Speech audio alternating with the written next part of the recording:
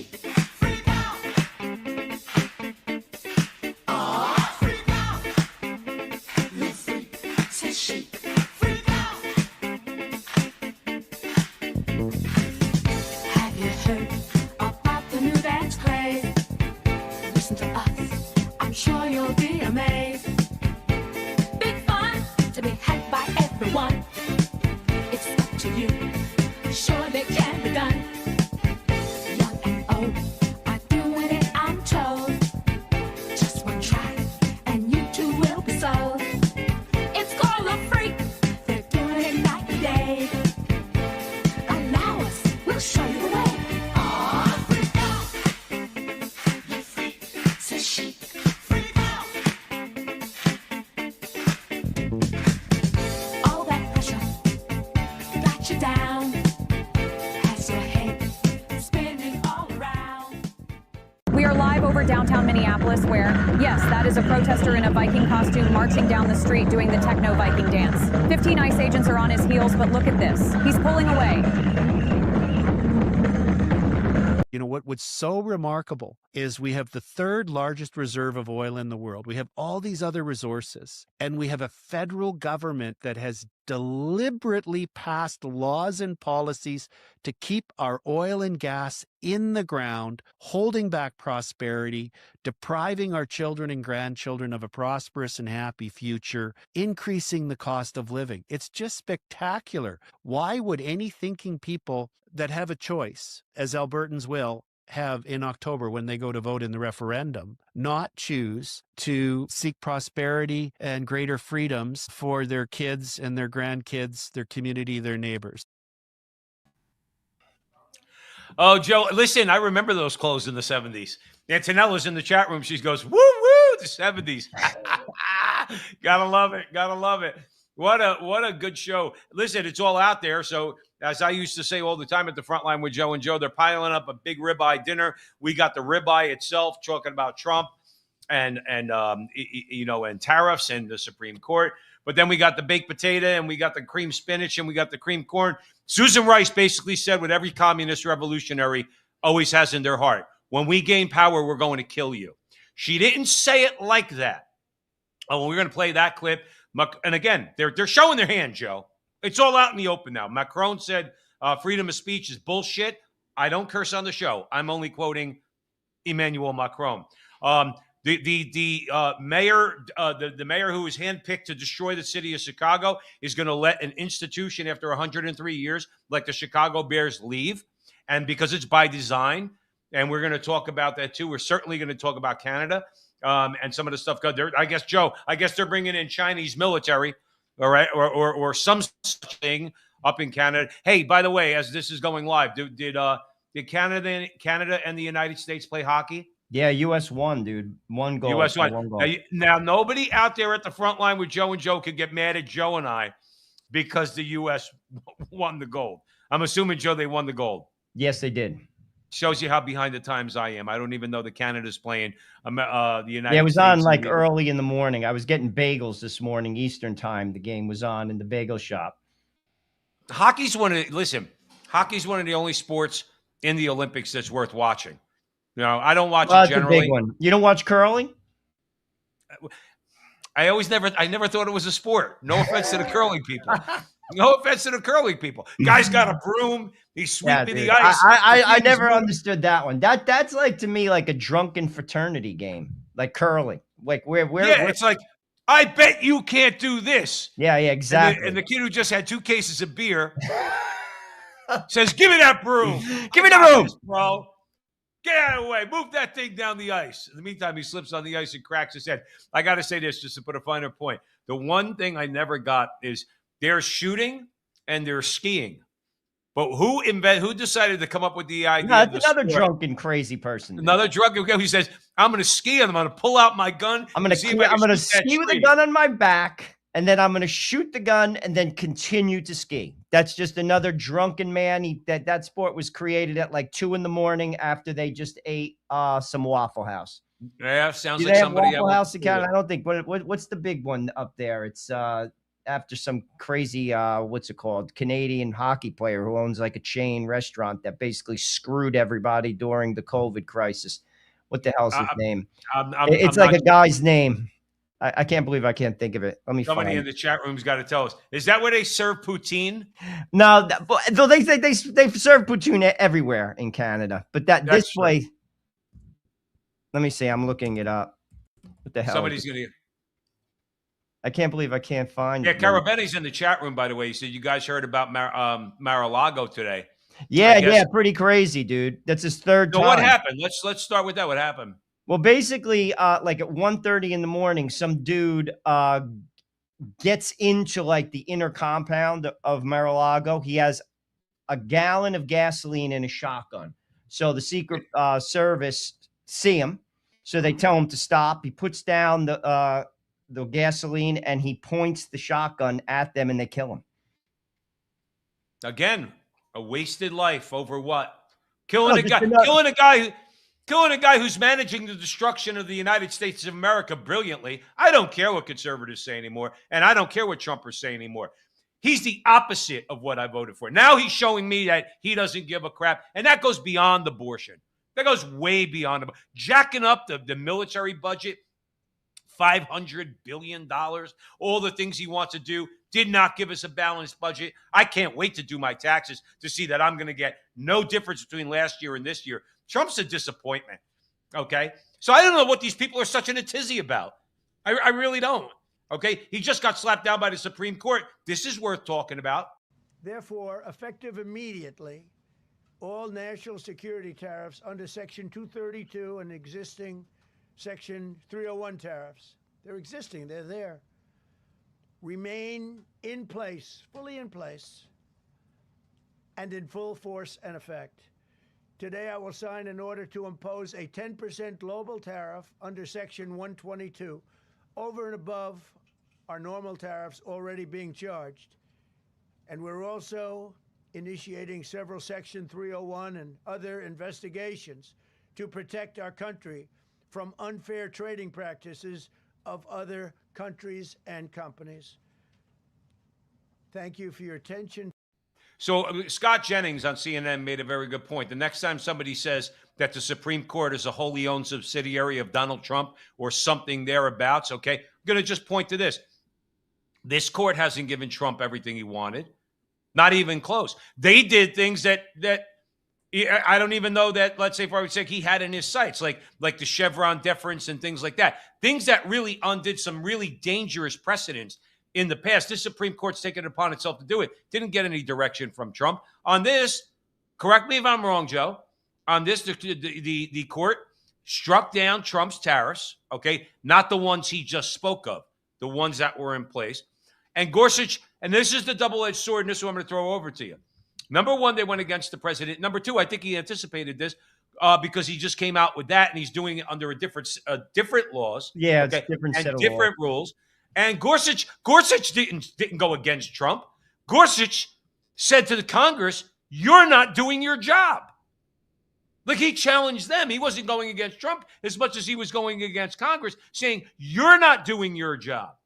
Anyway, I'll throw it over to you. Well, ultimately, it sounded to me, and again, I'm not a lawyer, but it sounded to me like the tariff was basically connected to a law that they deemed unconstitutional. That's kind of how it seemed to me. But then he just basically attached it to another law, and he's continuing to levy the tariff. So it's like a net zero gain. But to your point, it does go to show that they're not like Trump robots. It was a 6-3 vote. And, you know, Amy Coney Barrett, who he nominated, voted against it. And so did Gorsuch, voted against it. It was just Kavanaugh, Alito, and Clarence Thomas. The quote of the week, though, was Clarence Thomas when asked by the press, "Are you going to retire under Trump?" He says, "I'll retire when I do my job as poorly as you do." So I thought that was the quote of the week. That's the highlight of this particular net sum game that I kind of saw. And ultimately, like I said, but people see what they want to see, Joe. I mean, you see the commentators, like the next time that Trump does win something in the Supreme Court, they'll say the same thing, that they're just, you know, They're all political. They're just doing what they're told.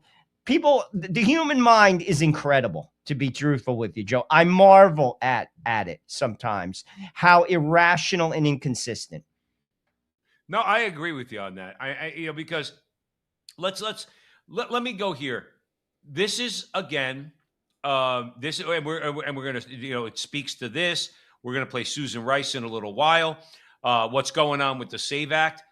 We are up against an enemy who will not take one single finger off or loosen its grip that it has on power over the American people. That's what this comes down to. I want the tariffs, and I want the tariffs because they say, well, it costs you more money when you go and buy that product. Then I won't buy that product. I won't buy that product. Okay, how about that? I have a choice to buy a Chinese product or a European, any country in Europe or Africa or anywhere else where there's a tariff imposed. I could buy that product. I could shop American. That's the whole point. But the point is, and that's American, by the way. The whole point is that I have a choice.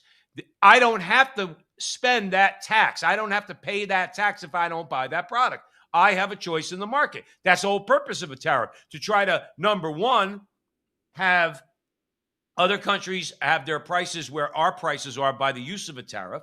And number two, it gives me a choice. I get a choice whether I want to buy a product or not. So this idea that it costs me more money only for a product that I actually want, that I think might be better coming from overseas, I have to pay a little bit more. Stop with this idea. Hey, listen, do I prefer that? Do I have a choice? Or my income tax, where I have no choice, Joe? Well, again, it's what people are fed through the mainstream media. Case in point, this morning I bought bagels. There's a sign in the window of the bagel place that said, due to inflation, prices have been raised, plus the tariffs.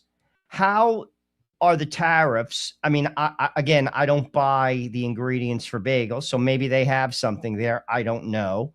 How are tariffs affecting the cost of bagels?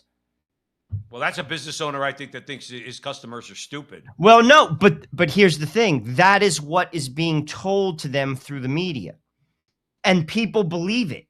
You see, this is one of the three-pronged problems in America. One, our education system is very poor, and people don't know, just to use one example, the dangers of cultural communism, the dangers of socialism, the dangers of secular humanism. It wasn't taught to them. They're not taught to critically think. Second, the mainstream media is the enemy of the American people, and it's pure propaganda from Fox News to MSNBC. And third, the breakdown of the family. Tons of wounded people, tons of people through divorce who are basically, they have their backs up against the wall financially. And why is the family so fractured? Because God's not in the center of marriage. You fix those three things, America gets fixed. And here's the thing. No one's budging an inch to do it. No one. No. And that's the solution. That's the solution to Europe's problems. That's the solution to Canada's problems. It's so simple. No one's budging an inch to do it. But you're making one mistake. Understandably, you're making one mistake. You're assuming that everything you just said is not being imposed on people by design. Oh, of course it is. Yeah. But this is, again, they don't even see that. Right. There's people that are, I know what you're saying. They don't even see that. I saw something on X. There was a billionaire. I don't know who it was off the top of the guy's name. Never even heard of him. But people who usually make $1 billion are pretty shrewd. You don't have to like them. They're smart. People don't just make $1 billion. And this is what he said in the interview. He said, and it's so true. He goes, people are living in the matrix and they don't even realize it. That's most people, Joe. They just walk around like zombies. They eat what's given to them. The slop that the culture like basically dishes up. They buy into all of it. Hook, line, and sinker. Their life is a disaster as a result of it, and they accept that as the norm. And there you have it. Right. I mean, like, to your point, you made a point about tariffs. Just buy out. Just choose not to. Right. And to be honest with you, your life will improve exponentially. But that is not what people do. They buy in. And as a result, there are consequences to that. And that's what we're reaping. And Oh, to yeah. be honest with you, it's not going to go away from a political perspective. It simply isn't. Probably going to get worse. Before it gets better, it's going to get infinitely worse. We're going to I get don't think I Mussolini quite for frankly, real, Joe. We are going to get Mussolini for real. well, Just listen, like we're gonna play Susan Rice in a little while, and you bet your ass theirs is the politics of vengeance, and you're gonna be shocked when you hear that. But here's the thing, Joe. You mentioned the three prongs of our problems, but then that obviously ripples through other areas like our elections. Partisan cooperation and a string of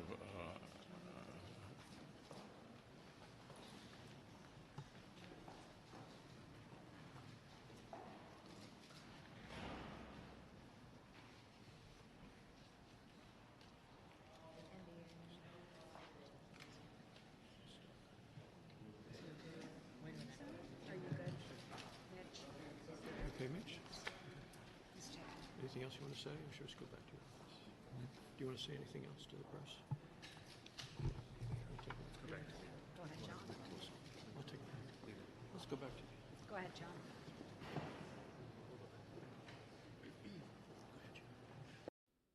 dude. Now it's an absolute shame that he's being allowed, just like they did with Feinstein, just like the Democrats did with Feinstein. Okay, old as dirt, not coherent, moments like that. That's the guy that refuses, according to the headline, refused to schedule a vote on the SAVE Act. That's the guy that did it. He can't even speak. He can't even speak. Dude, how do we tolerate this as a people? First of all, it's elder abuse. Well, like you and I don't. You and I, let's but be I'm just clear. saying, like, as a whole, how does the American people look at that and tolerate it? It is a Saturday Night Live skip, but it's real. That's number It's real. one. Number two, it's elder abuse. How does his wife allow those men to take advantage of her husband like that? The same thing, my wife was saying that the whole time when Joe Biden was the president. How did his wife permit that? A man that was clearly not with it. It's basically you're using him, and it's elder abuse. Third point, this particular bill is the litmus test for America, and I'm going to tell you why.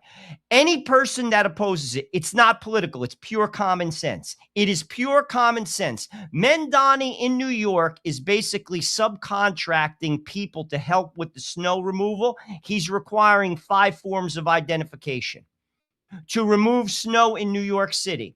And you're going to look me in the face and tell me you do not have to show ID to vote and or get rid of mail-in ballots because there's no reason to have them anymore because there is no more COVID. Right. You're going to tell me that you're not for that. Why? Whether you're a Republican or a Democrat. The reason being is you are afraid to hear the voice of the people because you are afraid they will vote you out. You are afraid that they will have too much power and you're giving them power back. That is what this is all about. Do you know what they're thinking when they're standing on a stage, Joe, in a debate, an incumbent congressman or an incumbent senator? You know what they're thinking about while they're being peppered with questions and pretending that they're being substantive and answering the other person's points or yelling at each other or whatever. The only thing they're thinking about is, I got to waste my friggin' time here. I need to be with the donors. I got to get some cash. No question about that, Joe. But this is, again, can't people connect that? Like, this is not about Trump, because if this does not pass, I could just speak for me. I take no election seriously from this point forward. I'm with you. I'm with you. Not a one. And that's why I'm going to, and by the way, that's why I'm going to stay home. If this country's going down, Joe, I'm not going to be complicit and put my finger on that button for either one of these godforsaken parties. It's absolutely, like, this is just to secure the elections. It's common sense. And here's a fourth point. If you, as a body of representation for us, Congress and Senate, cannot pass something that over 80% of America wants, 71% of the Democrats want it, and over 90% Republican percentage of people want it. If you can't pass something that is a layup, that again speaks something to me. Connect the dots. They clearly do not want the people to have a voice, because this is a way to manipulate the elections. And moving forward, America and voting should mean nothing to you. It's just like the professional wrestling that we watched when we were kids, Joe. It's pure, unadulterated theater. And any person that gets upset about an election or is concerned about election, you're not paying attention. Well, listen, but I do believe that social media and a lot of different people out there are having an effect, a real effect. I think people are opening their eyes, but opening your eyes and having election integrity go hand in hand. That when the country starts to shift, because their consciousness is being raised to understand these things and what these people are doing, whether they're Republican or Democrat, then they're going to tend to vote a certain way or vote for certain people. That's why and by the way, the SAVE Act is just the start. You have to have public financing of campaigns. You have to have the SAVE Act. Term limits. That's the only way. That's the only way. And listen, like you said, power is not, they're not going to give it back. You got to take it. You have to do something. We have to do something to elect people that are going to But also, like, so they prop up McConnell because he's not going to run again. He's basically 195 years old. Ultimately, where's Thune? Like, I didn't like that choice from the start. I knew he was a dog. I did from the start. I believe you. He is an absolute he's nothing more than a cog in the machine. He always was. And ultimately, where are you? Why do you even, dude, how could you stand behind that spectacle with a serious face and a suit on and pretend that it's real? How can you, how? Because like the guy that I mentioned who's on a stage with his debate opponent, Thune's not thinking about Mitch McConnell's well-being. He's only thinking about the fact that he's got to go make a phone call and go raise some more money, because that's all they do. Tulsi Gabbard pointed this out. She says that's all you do all day is spend time with donors. That's it. That's all Thune is thinking about. He's thinking about his own power. All right. So, I got rid of the gum, pal. I got rid of the gum because somebody in the chat room's got a problem with me chewing gum. Anyway, so the military, Joe, I think, is coming to Canada. And finally, we are creating a new category for skilled military recruits to attract highly skilled foreign military applicants. Eligible recruits with a job offer from the Canadian Armed Forces, including doctors, nurses, pilots, can be invited to apply for permanent residence. They will be subject to the same security and all military requirements. This new category will support our government's commitment to strengthen our armed forces, to defend our sovereignty, and to keep Canadians safe. This category and other priority categories supports Canada's defense industrial strategy, which Prime Minister Carney announced yesterday, by adding a range of workers critical to support our sovereignty and security. Don't they have enough workers in Canada? Aren't there enough people that are unemployed in Canada that they have to bring in workers? And what's the point, Joe? You follow Canada more than I do. What's going on with the military? Why are you bringing in military people? It's mercenaries, and to be honest with you, the crux of that story is they're looking to China to help them. And what I would say is this: do you actually think? Let's be objective for a moment to our Canadian viewers. Do you actually think the United States is going to tolerate that? Do you actually think that they're going to tolerate? Look at what the United States has done to Cuba over the past 60 years, 55 years, whatever it is. I mean, do you actually think that the United States is going to tolerate America's hat, so to speak, the country that we share a border with, allowing Chinese nationals to infiltrate their army? And we're not going to do anything about it? They're not even infiltrating. They're being invited in. But this is my point. According to her. Carney is living a delusional life. His Trump derangement syndrome has gone to his brain. Do you not think that the consequences for that will be so severe? Any American president, no matter who the president is, because the foreign policy is not governed by the American president. I got news for you, people. That is the deep state that runs that, the State Department, the CIA. So it doesn't matter who the president is. They either do it overtly or covertly like Obama did. Do you actually think that the American military and the American State Department and the CIA is going to is basically go along with that?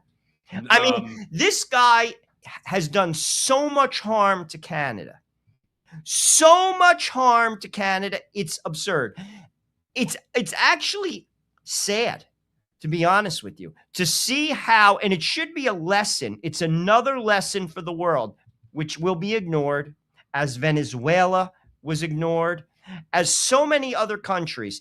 Within a short period of time, a decade, Canada went from a G7 nation to not even getting invited to like the G20, the G7. They ain't even in the top 20. I was just going to say. I think they're 22, the GDP of the world right now. So this is got more oil than God, and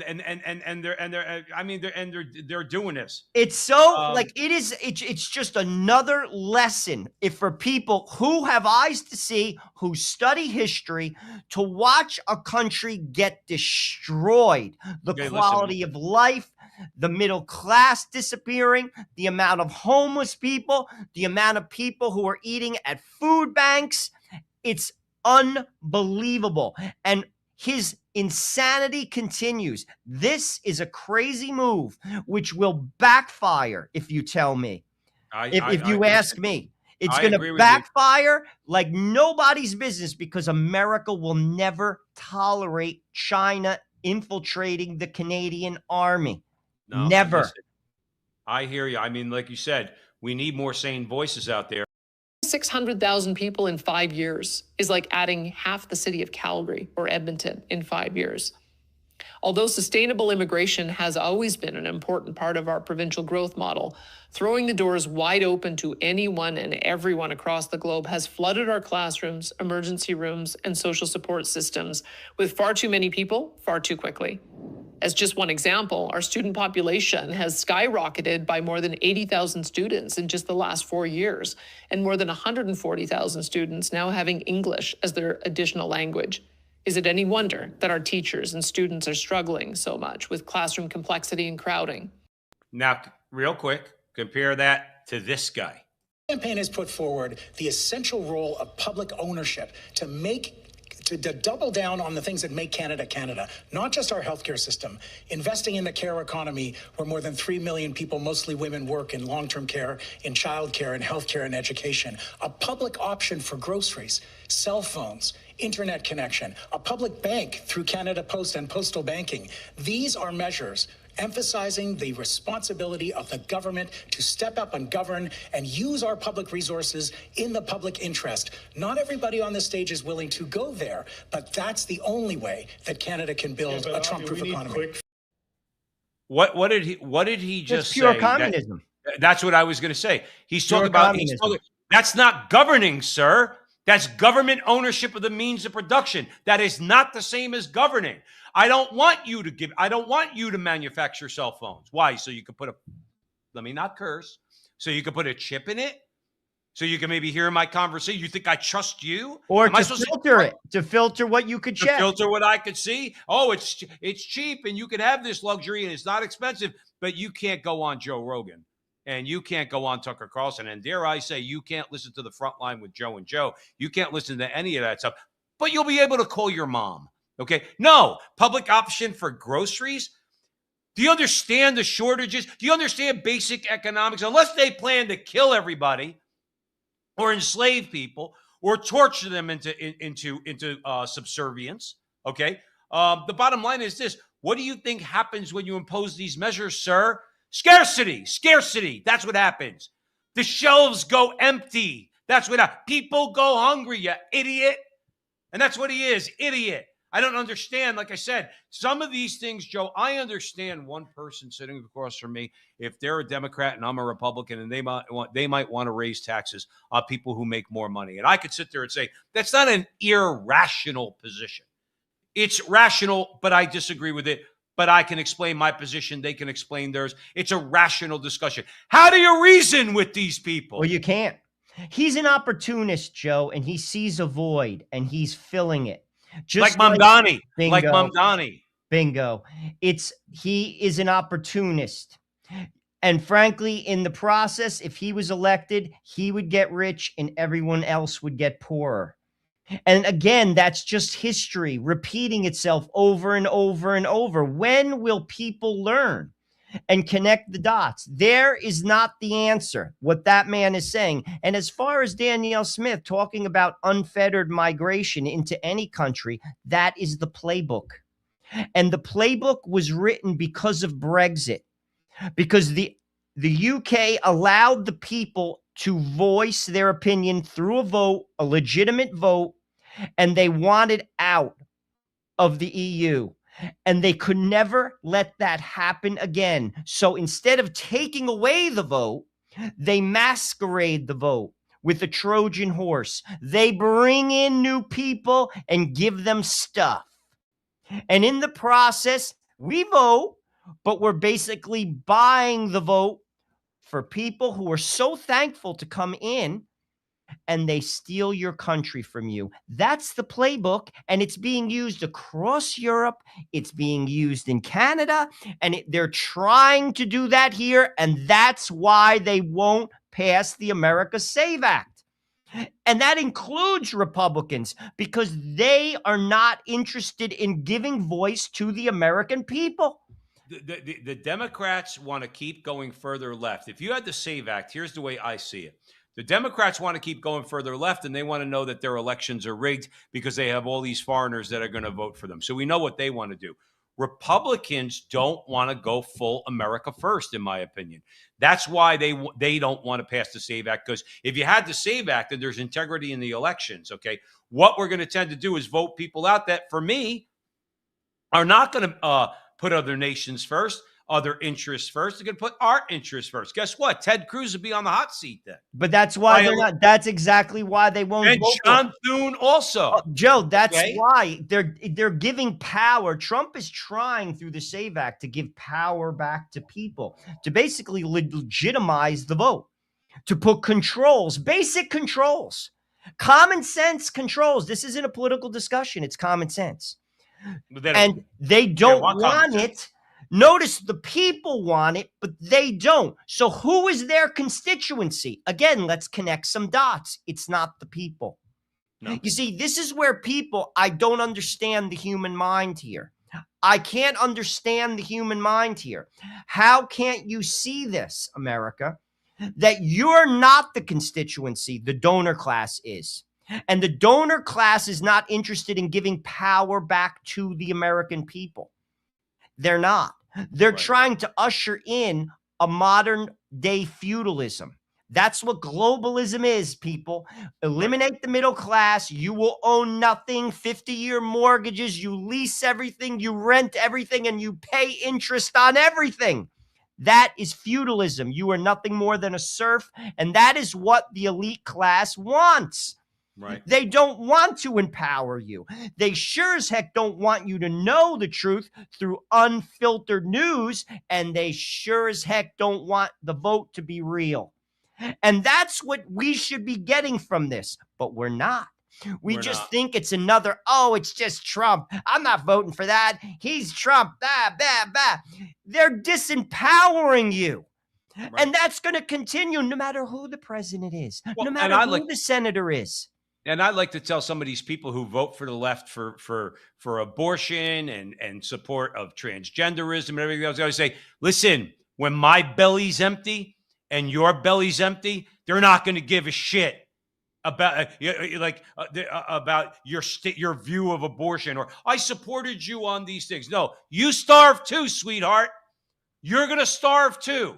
What do you think? They care about you? They enslaved you. Joe and Joe have been telling you this for 6 freaking years now. They're enslaving you by convincing you that the only thing that should matter to you is sexual liberation, abortion, and gay marriage, and all of that stuff. They're enslaving you. So my point, Joe, is when the hammer comes down, listen, all those people that voted for this guy we're about to play, guess what? You're going to be hungry too. You're going to be hungry too. If we do not go down the first path, the city will be forced down a second, more harmful path. Faced with no other choice, the city would have to exercise the only revenue lever fully within our own control. We would have to raise property taxes. We would also be forced to raid our reserves. To balance the budget as required by law, our preliminary budget takes the only path within our control, the second path. The options of the second path are the options of last resort.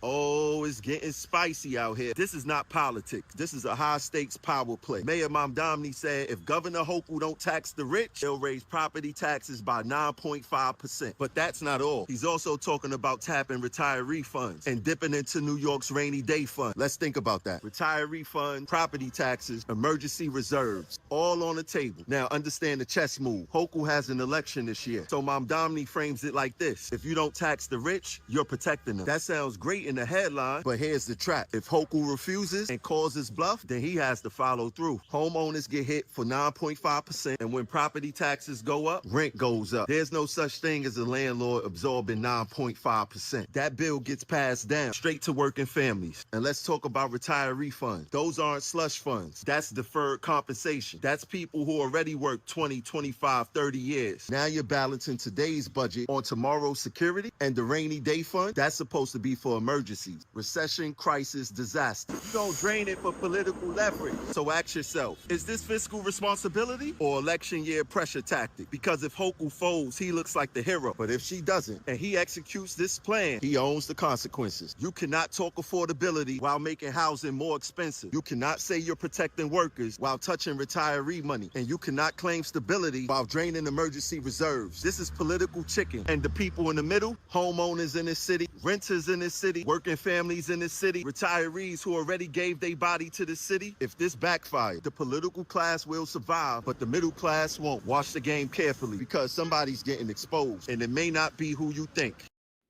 I want to sit down with that guy and have a cigar and a scotch. That's what I want to do. Oh, by the way, Joe, there's another example of that hate speech, that white supremacy. Well, that's a black working class guy in New York City. Yankee fan, by the way. All right. Black working class guy in New York City. He broke it down better than I could. Broke it down absolutely better than I could. It's exactly right.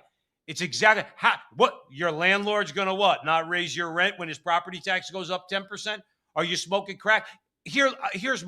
I wanted to get that out there. Here's my point about Mamdani. He says, well, there's two paths. There's a third path, Mr. Mamdani. Cut spending. That's how you balance the budget. You cut spending. A couple points. First of all, why is New York in the hole it's in? Because it doesn't have the budget to take care of the migrants. How do I know that? Because Mayor Adams said so. Mayor Adams, a Democrat, said so. When the border was open and everyone came into New York, he asked the Biden administration for funds. And Biden said no. And then they tried to take him down. That is all documented in interviews. I invite you to listen to it. So let's talk about why New York is underwater. It's because of that, because they were giving stuff away to buy votes. All part of the plan, which we just laid out, of why the border was open. Okay, let's also talk about why Hochul can't do this. Because corporations and billionaires support the state. Upstate New York has no industry. New York City supports the entire state. She said that before Mamdani was even elected. She cannot do that. She can't, because the state goes under. People who live in upstate New York, a lot of them are retirees, and frankly, it's a poor state. New York supports the whole state, the city, that is. So what happens if she did that? Corporations would leave. Palantir, case in point, just left Denver and went to Miami. Companies are leaving, going to Florida. They're going to Texas in droves. So are rich people. Rich people don't pay taxes. You think they're going to stay there and get raped? They're going to leave.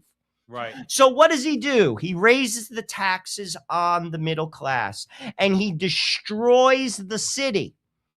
It's all part of the communist line, class warfare. That is what he's doing. Right. He's creating a class warfare model, and it's part of the larger narrative to sell it to the rest of the country. Meanwhile, the people that he courted to vote for him are nothing more than pawns. Right. He's used them from the start, and he's using them now as a bargaining chip. He cares nothing about you. Zero, nor does this machine that's trying to bring in secular humanism and a mild form of communism, socialism, slash democracy, whatever the heck they want to call it. You are nothing more than a pawn to them. To use the term of the communist, you are a useful idiot. This is not my term. This is the communist term. And they are using you. And you still, some of you in America, refuse to face reality and facts. That is what's going on. And you had a gentleman who's one of you, i.e. a working class man in New York City, who sees it clearly, which, by the way, gives me hope, Joe Pasillo.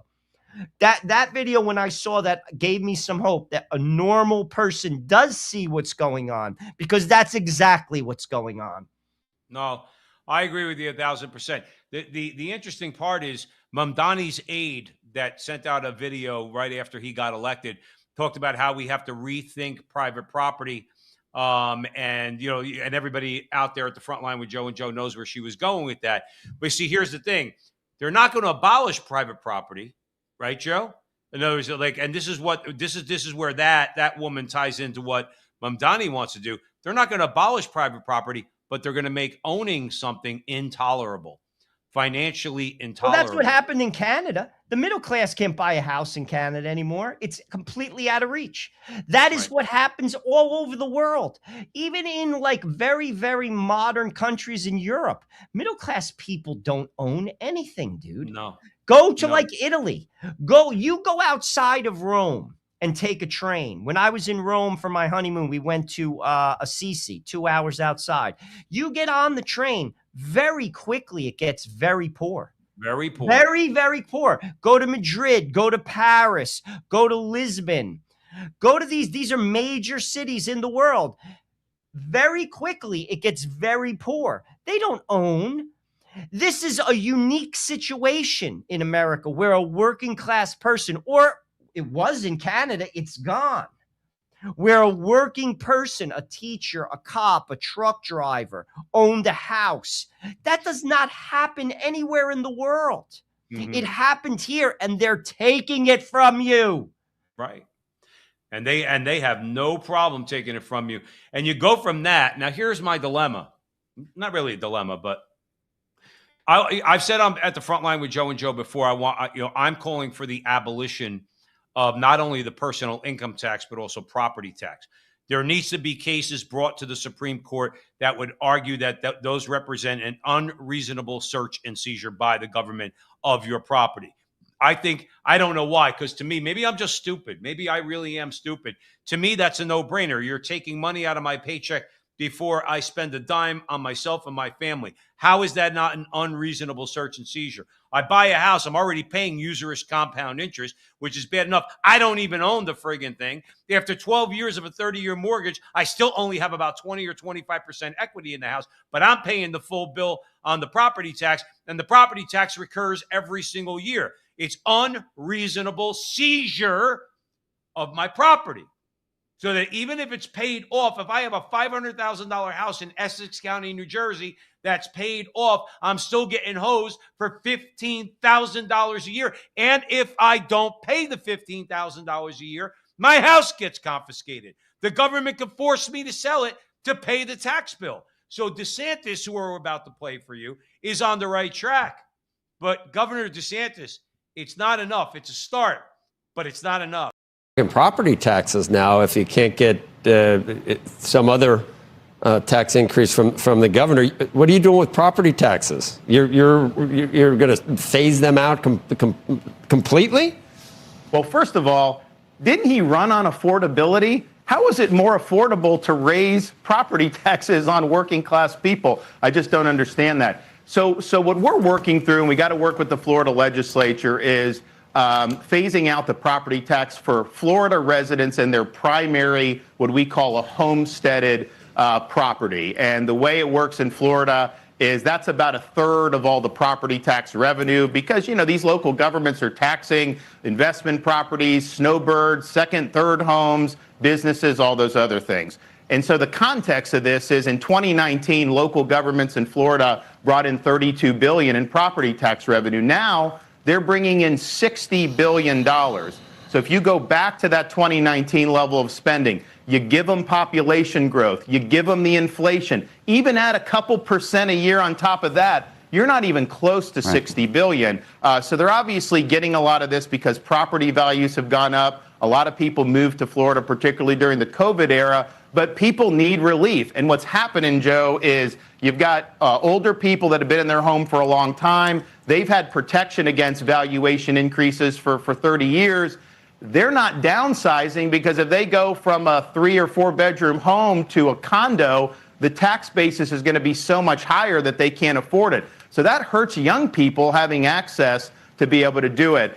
So it needs to go on the ballot. It needs to get 60% of the vote, and we'll be working on that through the balance of the year. Here's my problem with Governor DeSantis. And Joe, it's increasingly that if he was to run, I'm voting for him in the primary. He's about the only guy that's on the right track. But here's the problem. He just went through all that word salad, and I'm not disparaging him. I'm just describing the fact that he's got to string all these sentences together when it's very simple, Governor. No, it has nothing to do with whether it's my second or third home. It's my asset. Until I sell it, I don't pay any tax. And whether it's my second, third, fourth, or 10th home and it's in Florida. No, it's my property. Don't you understand? There's a philosophical difference here, Governor. You're talking about politics. We are talking about what's right and what's just. You cannot tax an asset that somebody owns until they sell it. If they sell it at a loss, they can write off the loss. If they sell it at a gain, they pay a gain on the additional value. But he's on the wrong path. I don't give a shit what the government is bringing in, Governor DeSantis. Well, if we do this with the property tax, right, that means the politicians. Why in none of this, Joe? I'm not going to go off on a rant. Why on none of this does anybody ever talk about spending cuts? Spending cuts. Sorry to get so angry. Stop with the fucking taxes already. I'm tired of it. Cut spending is what you have to do. Governor, President Trump, Thune, McConnell, cutting spending is what you have to do. Joe, I'm throwing it over to you. I'm sorry. Joe, I'll be honest. What DeSantis has done in Florida has been unprecedented. In my lifetime, I have not seen a governor have as much success as him. Honestly, he has turned a state around in a way that everyone is moving to it. I just used another example. Palantir, massive, massive company, just moved to Miami. People are moving to Florida in droves. That's all because of his policies. Now let's connect some dots. Those who hate Republican ideas. I'm not a Republican, but let's talk about output. DeSantis is a Republican. He has ideas. He passed laws, and there's an output, and it has been successful. How can you dispute that? Why would you want to live in the squalor of LA, Chicago, or New York? People are leaving those places because they're not pro-business, they're not pro-family, and they're becoming uninhabitable. LA, unless you are a multi-millionaire and you live like the people in South America, quote unquote, behind walls, which is a very small percentage of the population, the city is not livable. It's not livable. The quality of life is horrible. Chicago is a war zone. People are getting killed left and right and have been for a long time, and they do nothing about it, nor do they care to. And New York is on the way. Talk to me in 2 years under this man, what New York City is going to be like. People are going to leave in droves. Now let's connect some dots. How can you not see the light and support policies that are improving people's lives? And here's another dot that you should see.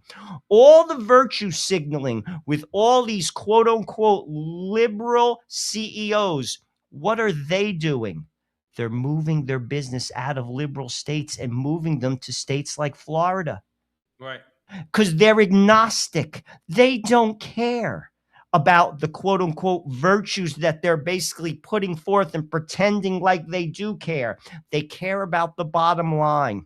Right. And they're leaving New York, California, Illinois, Massachusetts, and they're going to Georgia, North Carolina, Nevada, Florida, and Texas. Well, I'll tell you, can't America see? Joe, I don't understand. Am I just weird? No. I mean, like, what can't you see that's going on? I am weird, but that's okay. You are weird. I'm a screamer, and I cursed a couple times today. You're a little bit weird, but see, that's why sometimes in these conversations, people are not addressing, at least in our politics, people are not addressing fundamental issues, the fundamental, we're talking here about the fundamental, keep it with America, the fundamental relationship between the government and, I want to say, the family, but let's call it the individual, the government and the individual, okay? The relationship, this is a philosophical question about what is the relationship? What is the nature of the relationship between the government, which you need, and the individual, which yearns to be free? You have Mamdani, we're going to play Brandon Johnson in a minute. You have these people who think what you earn belongs to the government, at least first and foremost. And by the way, I just want to throw out one thing before I keep going. Joe, when the middle class try to leave New York and the property tax gets increased, who are they going to sell their homes to? That's another nefarious part of this, because property values are going to go down. And then those people, Mamdani will be like, well, if you want to leave. That's what happened in Toronto. Right, but you're going to get $100,000 less for your home. Some people might say, you know what? I'll go out and get a second job for a few years. I'll make that $100,000 back. F you. That's what they'll say to Mamdani. But the people don't want to look at the relationship between the government and the individual. And people like Mamdani get away with what he gets away with. DeSantis is trying to bring, obviously, the emphasis back to the individual and the family, private property, more free enterprise. But DeSantis is not going far enough. The only institution in America that could get this right, aside from the church, that could get this right, is the United States Supreme Court. And you need to have someone who's got some stones, who's willing to put it all on the line, to file a lawsuit in New Jersey against the government of New Jersey. Okay. In the case of, let's say, Essex County, file a lawsuit that says, I'm not paying my property tax. It's unconstitutional under the 4th, 5th, and 15th Amendment, whichever one covers. Again, I'm not a constitutional scholar, haven't read it in a while. Unreasonable search and seizure. Somebody's got to do it with their income tax. A group of people, an association, some group of people have to come together. And I'm sure there's going to be willing lawyers like the American Center for Law and Justice, like the St. Thomas More Society, that would say, we'll take that case. We're going to craft a legal argument that if the Supreme Court finally declare property tax and look, they adjudicated this when the income tax was first established. And FDR lost, by the way, on that. The income tax, Joe, was ruled against. I don't know if you remember that. Okay. And that's why FDR had to stack the court so he could get what he wanted. But the fact is that, in other words, the income tax was challenged at one point with a liberal Supreme Court. This is early 20th century. Now we have to challenge it with a conservative Supreme Court. And the personal income tax and the property tax, to me, are unreasonable search and seizure. They have to be done away with. But now, to your point, you're going to love this one. I mean, this guy's an idiot. Sorry, Joe, I'm being a little belligerent today. I'm sorry. You talked about businesses moving. Can you imagine the Chicago Bears moving across to Indiana? Is my face straight? Okay. All right, keep a straight face here. The Bears belong in the city of Chicago. The Chicago Bears belong in the city of Chicago, right? And I've said repeatedly that the door is always open for conversations, and Kevin Warren did call me yesterday. We didn't get a chance to connect, and I still firmly believe that their best position is in Chicago, and it's evidence. The evidence is clearly speaking for itself. No, the evidence is clearly speaking for itself. They want to get away from you. That's the truth. You effing radical communist, what you are. He wants the Chicago. Listen, Joe, don't let him bullshit you. He wants the Chicago Bears to leave. He doesn't want to have the people, even the black people in Chicago who are Bears fans. He wants to take away everything from them. He says, I got a straight face. I got a straight face. Well, the line of communication is open. They don't want to talk to you, Mayor Johnson. They're leaving. You know what they want? They want you to leave them alone because they own a rather large piece of property in Chicago. And you know what they don't want? They don't want to get hosed on your taxes is what they don't want. And they will effing leave and they will go to Indiana. And you want to know what? If you think it can't happen, brother, I'm sure they're going to call me a racist for calling him brother. If you don't think it can happen, brother, the Baltimore Colts left Baltimore to go to Indianapolis. Indianapolis, okay? And then the Ravens had to go in there, and they probably got a deal, the Ravens, to go in there because they just lost one team. The Ravens would have said, well, you're going to do what we want you to do. But the Colts, they were an institution for how long? They left. Guess what? The Bears have been there for 103 years. They're going to go, bye-bye. Business is agnostic when it comes to money. Somebody tell him that, Joe. No, somebody tell him that. And what people have to realize, unless, to be honest with you, you're 16. When you're 16, you think that like the world operates in a fair and just manner. It doesn't. Leverage is used and money is always the key driver. And if you don't make it favorable for a business the size of the Chicago Bears to stay, they're going to leave because they're not bound to the city. And we've just listed a litany of companies that have done that and more to come. You see, these policies are not pro-people. This is what is happening in Europe and what's happening in Canada. It's ideology. It's ideology over people. But businesses don't care because rich people are mobile and can move. Some people can, but a business needs a few lawyers and a few boxes, and they're out. And they don't even pack the boxes. They pay people to do that. Right. And they leave. And that is exactly what's going to happen. And Joe and I were talking before the show. What you're going to start to see in America are dead zones. Just like, say, Detroit. 100 years ago, Detroit was the city to live in America. And Detroit now is a slum. You're going to see dead zones. And people are going to start migrating. It's already happening because their quality of life is going further and further down. They can't live in these states because they're taxed to death. And not everyone makes a professional person's salary. That's not reality. Right. So what are they going to do? They're going to leave. Businesses, if they're not being taxed in accordance with it being favorable for them to stay in the state, they're going to leave too. Right. If Mandani got his way and taxed billionaires and all the corporations, they simply will leave. Right. And this is what a sixth grader can't understand because they actually think that the CEO will take the loss and help out the regular guy. He could care less. Right.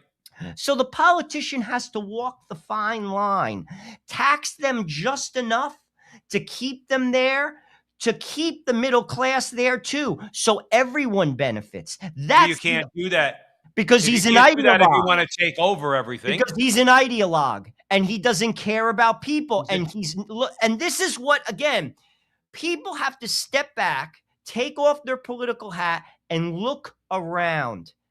You're going to tell me that, say, 20% of America would vote for Gavin Newsom after he destroyed the state of California? Well, the media will convince you that he No, but this is, I mean, Joe, is this again, getting back to the three-pronged problem of America, one of which is a lack of education. We're unable to critically think, and also the media. How can we vote? Joe, I mean, it boggles my mind. Joe, the only education that people need at the end of the day, I agree with you on the education part, formal education, or at least some sort of basic civics education. The only education right now that's absolutely needed is the difference between right and wrong. Well, that gets to the third problem. We don't know what's right and wrong anymore, and haven't for decades. America has twisted that completely. Well, they've allowed like when guys like that or guys like Mamdani, when they turn around and say, well, let's tax the rich. Nobody wants to hear an argument where you say, oh, by the way, do you know, Mr. or Mrs. 18, 19, 20-year-old college student, do you know that that's actually morally unjust to tax the rich more? I have no problem. Here's the thing. I'll be truthful with you. I have no problem taxing the rich. I have a problem with the government using that money and spending it on stupid things. They can't even run the post office, Joe. You see, this is the thing. People who put that argument forth, what I would say to you is this. Yes, it is unjust, but that's not the way to fix it. The way to fix it is to have a moral people. Joe, I give 10% of my salary to the poor. Just so you know, I do. And so does my wife. I'm just telling you. Right. And we built our life accordingly. That's how you help people. I don't want the government to help people. And I do that on top of paying ridiculous taxes. Right. No, so I'm just saying that's how you form a moral people. But we're not a moral people. In order to form a moral people or to help in that process, you need to be able to speak freely. Because, I mean, free speech is a pure bullshit if nobody knows how you are guided through this so-called free speech, especially when it's to be guided from one hated speech to another hated speech. I just want to have a transparent road through these different speeches, and I want, by the way, to have a sort of public order. I want to avoid racist speech, hated speech, and so on. This is my point. And the third one. Bring it all on, Mr. Macron, because you don't understand the concept. First of all, I don't need to know how to navigate free speech. All I know how to do is open my mouth, which is a protected right under the United States Constitution. I don't give a shit about your definition of what's hate speech and this speech and that speech. I don't care. I don't care if you get a rabid communist who wants to build a page on X or YouTube or Facebook or some fascist, racist, and I don't care who it is. I'm not taking them down so that you can have more power over what people say and don't say. You're bullshit, Mr. Macron. You are bullshit, not free speech. Joe Rossinello. What I want everyone to know, based upon what Joe just said and that clip, is this. Why is he saying that? That's the question we have to ask, because he knows that an informed public will not support his ideology. That is the underlying problem with free speech. Why, for decades, through the mass media, because of advertising dollars that refuse it. Do you know, just case in point, because of Bill Clinton, we are one of 2 countries in the world that permit pharmaceutical advertisement on television. There was a reason why that wasn't permitted before Bill Clinton, because the government and or the corporations will use those dollars to put forth a message to people to influence them, and it affects their health. And it may affect their health adversely. You ever see those commercials in America after they give some ridiculous like positive effect? They go through like a quick litany, and just in case if you take this drug, you'll get sick, and you'll right at the end. Yep. How does that also affect the FDA in approving those particular drugs when those companies are giving money in droves to both parties? Right. This is stuff that people should be thinking about. So why does he have a problem with free speech, particularly X, particularly an open forum? Because it impedes his platform. That's it. He could care less for any other reason, and they could call it anything they want to, and they did. They even made up a term called malinformation. Look that term up. That term was just created in the last. Do you know what that means, by the way? That means that what you're saying might be true, but we're not going to let you say it anyway. Well, this That's is what Mel again, how does that comport with democracy? Another great question that we should be asking ourselves, irregardless of what party you're in. How does that comport with freedom if they're telling you you can't say certain things? How is that okay? It's The not. only people who are okay with that are the winners, meaning the elites that retain power. How, if you're not in that bucket, you could be for that?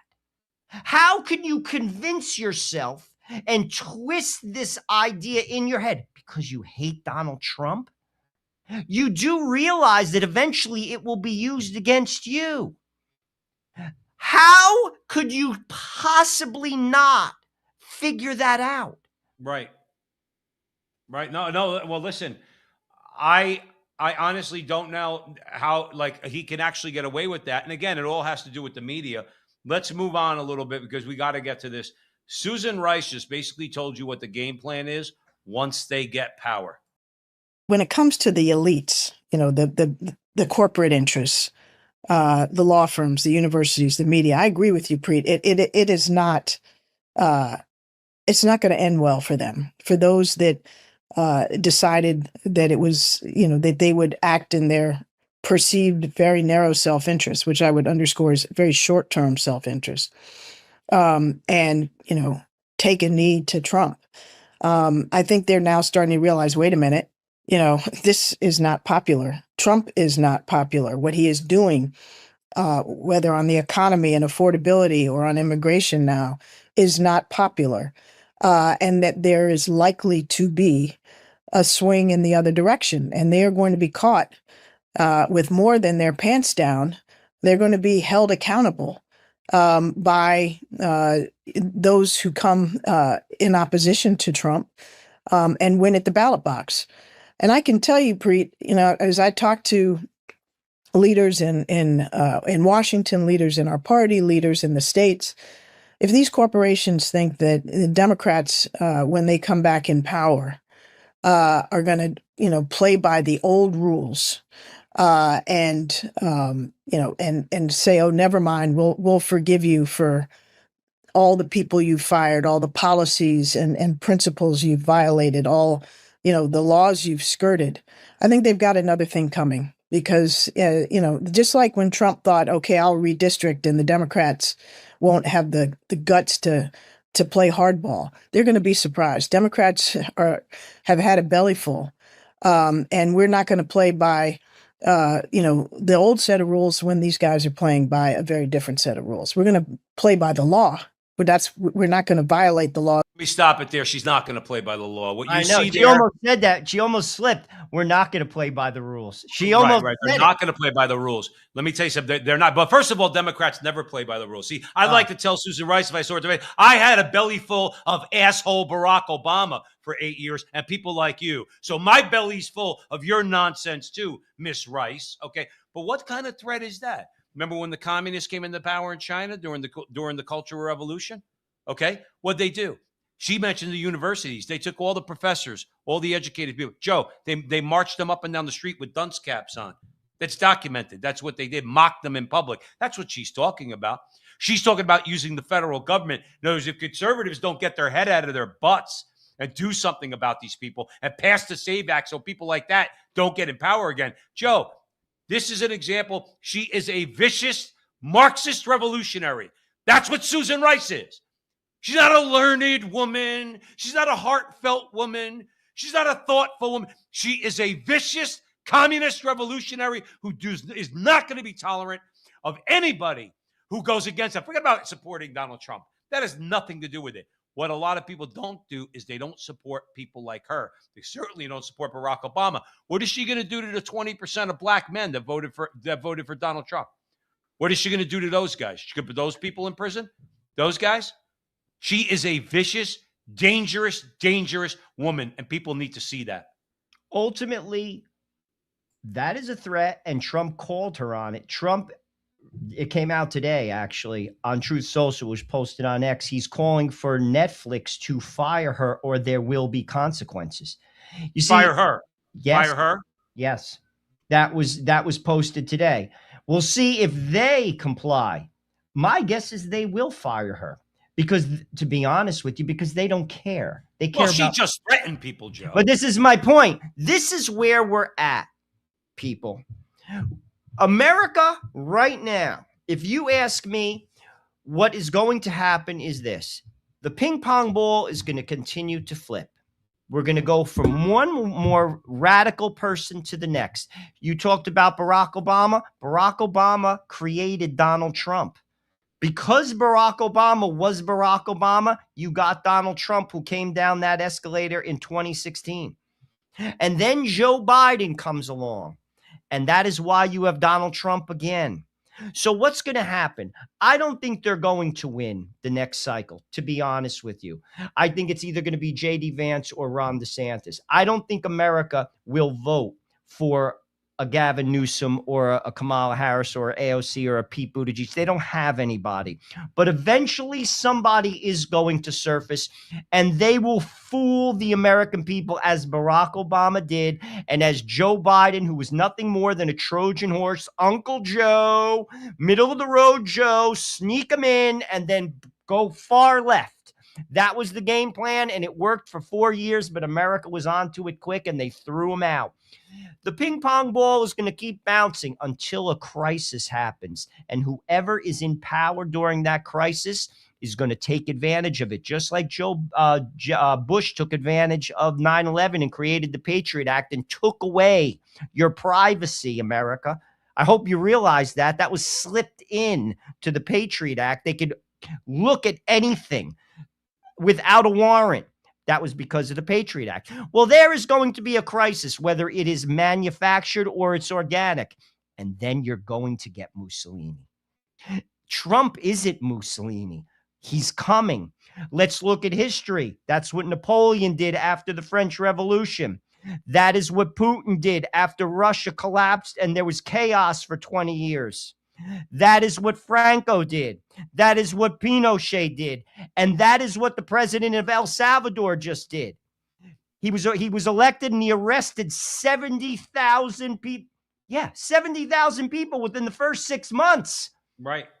Why? To keep order. That is history, and that is what's going to happen here. And I'm not the only person saying it. If you start getting past Fox News and CNN and MSNBC, a lot of scholars and intellectuals are saying this. And I'm not one of them. It's too much turmoil, Joe. The government has its tentacles in everything. It's so difficult to undo this web. And I'm saying web because that's what it is. It's very, very, very intricate. They are in all areas. Tim Gordon, Catholic commentator that's out there, said he was on our show. He goes, the thing about the left is they could have 99% of the room and they'll say to themselves, well, how come we don't have that last foot? And they go and get that too. They want it all. Why can't people understand that? I'm smart enough, if you think, I'm smart enough to know that I can't have everything I want politically.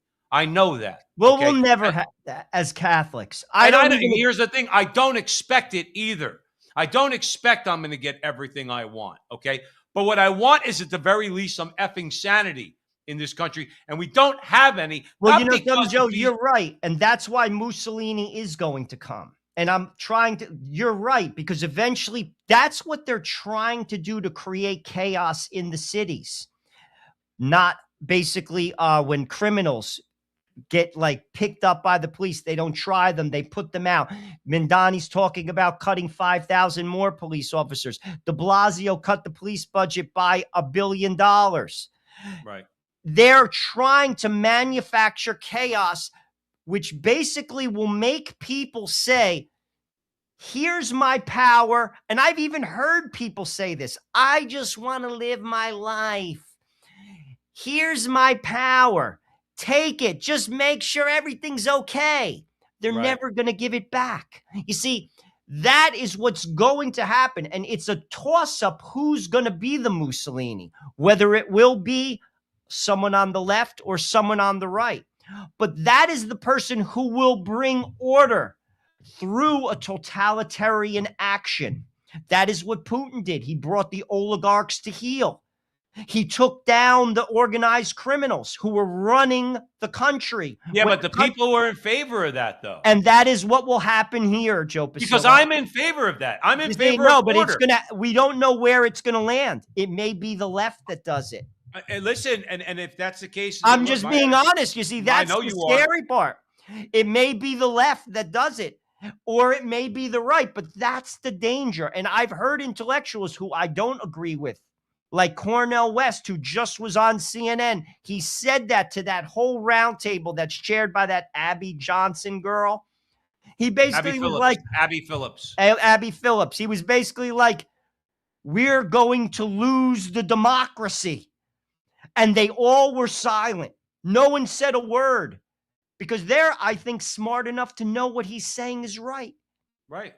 We're going to lose the republic, and you're going to get the strong man that's going to bring the chaos to heel. And it's not Trump. This should not be shocking. They're like, Trump's a fascist. You don't know what a fascist is. I got news for you. If Trump was a fascist and you called him a fascist, that would be the last thing you would say. That's right. Because a true fascist would have you killed. That's a fascist. The thing about what you said, though, is that we're already, this shouldn't shock anybody. When people say like democracy will be lost, our republic will be lost, we're already lost. In other words, I love the line that Gordon Gekko tells Bud Fox in the movie Wall Street when Michael Douglas looks at Charlie Sheen and says, "Come on, buddy. You're not naive enough to think we're living in a democracy now, do you?" How true is that? How true is it? Well, they won't pass the SAVE Act, Joe. 80% of the country. Perfect example. Another Wait, real quick. I'm sorry, Jojo. No, I'm sorry. Obamacare had 70% disapproval. They went against the will of the American people. They passed Obamacare. The SAVE Act has 80% approval of the American people, and the Republicans won't do a damn thing about it. Who's the problem here? The Scorpion AOCs of the world, or the Republicans? Another thing we're about to go to war with Iran. Why? That war was bought and paid for by Jewish lobbyists and Jewish supporters of Israel. That's a fact. And here's the thing. 80% of America doesn't want it. That's why Donald Trump won. American first, no wars. Right. And yet we're about to go to war with Iran because Israel asked us to, and people like the Adelsons or whatever gave Trump $100 million along with many others. And that's reality. Why else would we be doing it? Well, you know what you just said, of course, is going to get construed as anti-Semitic. Because no, that's not anti-Semitic. It's just reality. I know, Joe. I know it's not. But the point is that, like, look, this is one of the problems that happened with Charlie Kirk. Charlie Kirk was being pitched that he had to stay along the pro-Israel front, the pro-Israel line. He got himself in trouble within the couple months before he was shot dead in public. Okay, he said this. He goes, it looks like all the radical groups in America are all being funded, all the neo-Marxist groups, quasi-Marxist groups, all being funded by Jews. He was questioning his support of the state of Israel. That's right. Miriam Adelson, Paul Singer. People have been saying this, and they're called anti-Semitic. What you just said is absolutely true. They want war. But if you say that, of course, you're anti-Zionist, and of course, as we know from Karen what benefit does that give to the average person who can't pay his rent? You see, this is where, again, case in point, the majority of America is not interested in going to war with Iran, yet we're about to. Does our voice matter? Is another question that people have to ask. Are we connecting these dots based upon the actions of our nation, juxtaposed to the percentage of people who are against these actions across the aisle? The SAVE Act is 70%. It's across the aisle. It's 80%. It's across the aisle. 70 Democrats, 90 Republicans. No one wants to go to war with Iran. You used Obamacare. People didn't want it, yet we have it or had it. So this is my point. This is why the approval rating of the Congress, no matter who the president is, never goes above 35%. because they don't represent us. No, no. They don't represent us. I wish people would get it through their head. No, so listen, we're coming up on the end, and it's been a long show today. We want to thank everybody. We're going to leave you with a clip, an important clip that we're going to leave you with for you to think about. A little snippet from AOC, and then a follow-up to that from Bishop Barron, which you think you're going to be interested in. Thanks once again for joining us here at the Front Line with Joe and Joe. Help us out that wherever you're watching this video, share, like, subscribe, do all that fun stuff. Really help us get out to a wider audience, particularly if you like our conversations. We hope you do, or else why would you be here? So Joe Pasillo, Joe Rossinello, thanking you once again. We'll see you next week. And remember, until the next time, that our conversation is your conversation, and that conversation is going on everywhere. We'll talk to you soon. Marco Rubio's speech was a pure appeal to Western culture. My favorite part was when he said that American cowboys came from Spain. It's also important to note how thin that foundation is. Everybody, it's Bishop Barron. You know, just last week, Marco Rubio gave a talk that I thought was really good in Munich. He was talking about the shared culture of Europe and America. He referenced Gothic cathedrals and Dante and Shakespeare and even the Beatles. His point was, we got to get beyond just our political differences and find our sources in the great culture that unites us. And then he took a further step that was very much in line with Pope Benedict XVI and Christopher Dawson, namely that culture is grounded in cult. At the root of all culture is something like religion. And so he wasn't afraid to reference the Christian faith as a key element in giving rise to the shared culture of Europe and America. So a really good speech, I thought. Well, then I think it was yesterday, I saw Representative Alexandria Ocasio-Cortez answering him. And I was very struck by her answer. I thought it was very illuminating. She said, oh, you know, this appeal to culture, it's so thin because culture is ephemeral. It's always changing. And so we shouldn't pay attention to culture. We just pay attention to the material foundations in the class struggle. Well, all of that, everybody, is right out of the Marxist playbook. First of all, that Western culture, as Rubio invoked it, is thin. The culture that gave us all those great figures, that gave us the rule of law, that gave us respect for the rights of the individual, that gave us our democratic political system, that gave us the university system, that's thin. And your argument is, well, because cultures always change. Well, that's a banality. I mean, of course, cultures are alive, they change and evolve. Doesn't mean for a second we can't identify the key elements within a culture that gives it its character. But also this, to characterize culture as thin is a Marxist move. Marx said that culture is simply an epiphenomenal superstructure on top of the economic substructure. And don't be distracted, therefore, by the culture. That's just protecting the economics at bottom. Well, again, listen to her. Let's pay attention to the material conditions and to class struggle. Again, that's the Marxist playbook. What's worrying me, everybody, is the extent to which political leadership on the left in America is becoming, it's unapologetically Marxist. The mayor of New York City, you know, the warmth of collectivism. He's calling for the confiscation of private property, of seizing the means of production. All language right out of the Communist Manifesto. You know, might I encourage followers of, you know, Mayor Mamdani and AOC, talk to some of them. They're still alive, some of them. The people that fled Marxist tyranny in Europe, people laboring under it to this day in Cuba, North Korea, Venezuela, etc. And then this too. It concerns me not just as someone who follows politics, but as a bishop of the Catholic Church. Marx himself said the first critique is a critique of religion, and his political adepts followed him. The first thing that the Marxist tyrannies went after in most cases was religion. I'm getting a little concerned that in some of these leading figures in our own politics, a Marxist philosophy is taking hold. As a religious leader, this is concerning me quite a bit. Take a look, everybody. Attend to the language. In a way, they're telling us who they are and what they're for. And I think that should be very concerning to everybody. And God bless you.